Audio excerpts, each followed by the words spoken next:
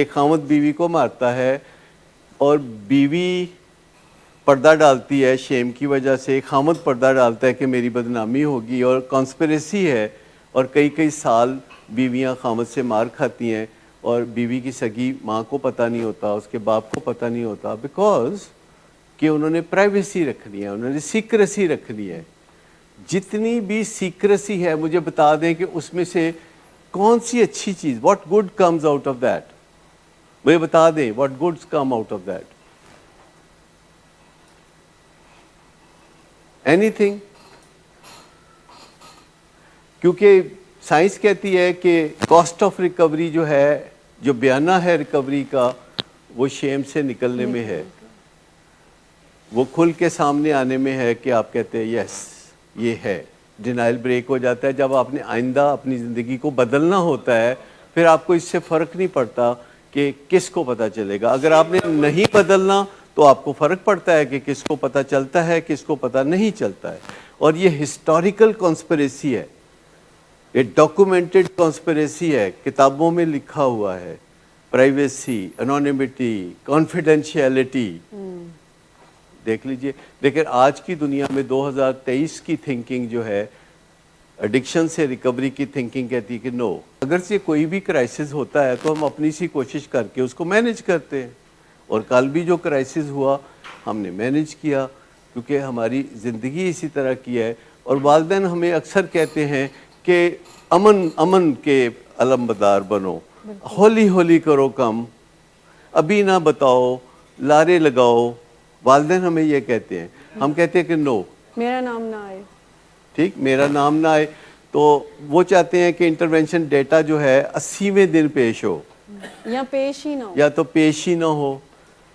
ہم چاہتے ہیں انٹرونشن ڈیٹا جو ہے فرسٹ منتھ کے اندر ویل ود ان 1 منتھ پیش ہو، کیونکہ 100 دن آپ کو بہت زیادہ لگتے ہیں، مجھے لگتا ہے پتہ ہی نہیں چلتا، دے فلائی، اڑ کے چلے جاتے ہیں، 100 دن اڑتے ہوئے چلے جاتے ہیں، اور 90 دن پہ ہمیں پتہ چلتا ہے جی مجھے فری فلوٹ مل سکتا ہے، یا 25ویں دن پہ 25ویں میں دن۔ میٹنگ بہت اچھی کر رہا ہوں، مجھے انسپروائز فری فلوٹ دیں تو گے آپ؟ ایک سمپل سی بات ہے، آپ کو بتاؤں ہماری لائف آسان نہیں ہے، ہم آپ کا کھاتے ہیں اور بہت شرماتے ہیں کہ آپ کو ہرٹ نہ کرے کسی طرح۔ ہم آپ کا کھاتے، ہم مانتے ہیں ہم آپ کے نوکر ہیں، لیکن ہماری نوکری بڑی ٹف ہے۔ یہ میں آپ کو بتاؤں نوکری بڑی ٹف ہے کہ جس کا کھاؤ تو اس کے ساتھ کھری بات کرو۔ پر بات یہ ہے کہ روزانہ سٹیج پہ کھڑے ہو کے آپ سے بات کرنا، اور آپ کی نظروں میں ہوتا ہے کہ چنگا نہیں کردے تسی ساڈا ہی کھاندے ہو، سانو گلاں کردے ہو، تو نارمل زندگی میں ہمارا طرز عمل یہ نہیں ہے۔ ہم بہت کوائٹ ہوتے ہیں، لوگوں کو نہیں کسی طرح بھی ہرٹ کرنا چاہتے، ماں سوا اس کے کہ جو ہمیں ذمہ داری سونپتے ہیں کہ آپ ہمارا یہ مسئلہ حل کر دیجئے، اور کوئی نہ کوئی مسئلہ لے کے آتا ہے جو کہتا ہے کہ حل کر دیں۔ اور پھر میں آپ کو بتاؤں کہ آپ کے تعاون کے بغیر ہم کر کچھ نہیں سکتے، کیونکہ وہ کہتے ہیں نا منی میکس دی میئر گو، پیسے سے سب معاملات چلتے ہیں، اور اگر پیسہ آپ خرچ کرتے ہیں تو اتھارٹی بھی آپ ہی کی چلتی ہے، اور اس کے علاوہ کوئی رستہ نہیں ہے۔ لیکن پیسہ آپ خرچ کرتے ہیں تو اس پیسے سے فائدہ اٹھانا بھی تو آپ کا فرض ہے نا، آپ کا فرض ہے نا کہ ہمیں موقع دیں کہ فکر نہ کرو ہے تسی ساڈے نوکروں پر اسی تہاڈی گل مناں گے۔ ہم آئے بات ماننے کے لیے آئے، منوانے کے لیے نہیں آئے۔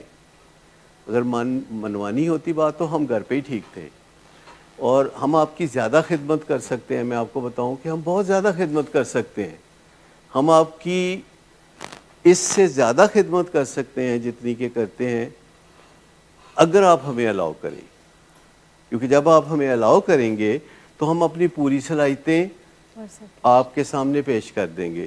لیکن جب آپ ہمیں الاؤ نہیں کریں گے تو پھر ہم اتنی صلاحیتیں آپ کے سامنے پیش کر دیں گے کہ جتنی آپ الاؤ کریں گے، اور اس میں خسارہ کس کا ہوگا؟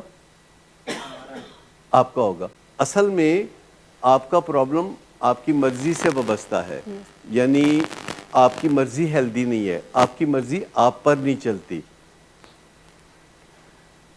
آپ کی مرضی آپ پر نہیں چلتی، پر اتنا ہی سارا پرابلم ہے۔ اگر آپ کی مرضی آپ پر چل رہی ہوتی تو آپ کو کبھی ہمارے پاس آنے کی ضرورت نہیں تھی، مسئلہ ہی نہ ہوتا. اور آپ کے اوپر آپ کے گھر والوں کی مرضی بھی نہیں چلتی. اگر آپ کے گھر والوں کی مرضی آپ پہ چلتی ہوتی آپ کو آنے کی ضرورت ہی نہیں تھی.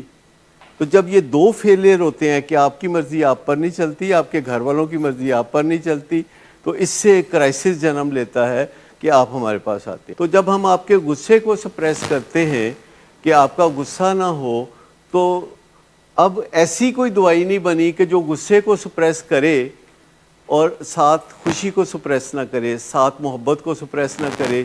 کیونکہ آپ یاد رکھیں کہ اگر آپ ایک بروفن بھی کھاتے ہیں رائٹ شولڈر میں درد کے لیے، تو وہ بروفن لیفٹ شولڈر پہ بھی وہی کام کرتی ہے جو کہ رائٹ شولڈر پہ کام کرتی ہے، ہپ جوائنٹ پہ بھی کرتی ہے، نیز پہ بھی کرتی ہے، اینکلز پہ بھی کرتی ہے. تو وہ سارے کا سارا سیلاب جو ہے پورے جسم کو لپیٹے میں لیتا ہے. لہذا جب ہم چاہتے ہیں کہ آپ غصہ نہ کریں، لڑائیاں نہ کریں، تو ہم کچھ دنوں کے لیے نیا ماحول بنانے کے لیے آپ کو اگر کوئی میڈیسن دیتے ہیں جس سے کہ آپ کے کوئی محبت بھرے جذبات بھی تھوڑے سپریس ہوتے ہیں اور خوشی تھوڑی سپریس ہوتی ہے، تو آپ سمجھ لیا کریں کہ یہ ساتھ پیکج میں ایک چیز آتی ہے جیسے آٹے میں چھان آتا ہے. تو آپ کوشش کریں تو آٹا رکھ لیں، چھان نکال دیں. بعض اوقات یہ حفاظتی ٹیکہ ہے، بعض اوقات یہ ایک اور بیماری کا علاج ہے، بعض اوقات یہ بائی پولر کا یا ڈپریشن کا یا پینک اٹیکس کا علاج ہوتا ہے. بعض اوقات یہ ہوتا ہے کہ اگر آپ کو عادت پڑی ہوئی ہے غصہ کرنے کی، منہ سے آگ نکالنے کی، تو چلو چند دن ذرا نیا ماحول بنا دیں.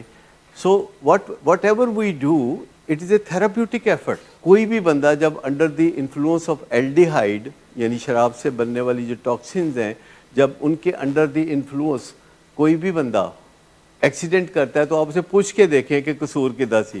وہ کہے گا کہ قصور دوجے بندے دا سی، اگر اتنے دوسرا بندہ کوئی نہ ہوئے تو قصور سڑک دا سی. تو یہ ایک چیز ہے کہ بندے کو پتہ نہیں چلتا کہ میں اپنے لیے کیا نقصانات پیدا کر رہا ہوں.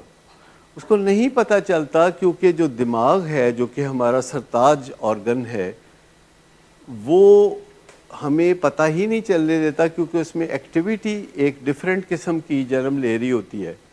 لیکن اگر فرض کریں کہ آپ کو وہاں سے بیٹھ کے یہ نظر آئے کہ میں کوئی بریگیڈیئر ہوں اور مس شمائلہ کے بارے میں یہ نظر آئے کہ یہ ایئر فورس کی پائلٹ ہیں، اور ڈاکٹر اعجاز قریشی کے بارے میں نظر آئے کہ یہ ایس ایس پی پولیس ہیں اور وردی میں ہیں، تو اس کا مطلب کیا ہوگا؟ پیرانویا ہے، سائیکوسس ہے، ہیلوسینیشنز ہو رہی ہیں. کس ڈرگز سے یہ اثر ہوتا ہے کہ آپ کسی بندے کو دیکھیں تو آپ کو لگتا ہے یہ جو کالے کوٹ میں ہے یہ اصل میں آئی ایس آئی کا بندہ ہے، اور یہ جو وردی میں سی ٹی ڈی کا بندہ ہے یہ در حقیقت جو ہے یہ فلاں ہے اور یہ فلاں ہے. اور کالے کوٹ والے نظر آ رہے ہوں، فوجی یا پولیس والے، تو یہ ہیلوسینیشنز کہاں سے جنم لیتی ہیں؟ اور بندے کو لگتا ہے کہ میرا خیال ہے کہ مجھے وہاں بھی مارنے کی کوشش ہو رہی ہے، وہاں بھی مارنے کی کوشش ہو رہی ہے. تو آگے اگلے دن کیا ہوگا جب اسے وارننگ دے دی جائے کہ ڈونٹ ڈو دس؟ کئی دفعہ وارننگ دی گئی کہ ڈونٹ ڈو دس. یہ ہو نہیں سکتا کہ آپ کہیں کسی آرمی کے حاضر سروس جنرل کے بارے میں کہ اس کے خلاف ایف آئی آر درج ہو.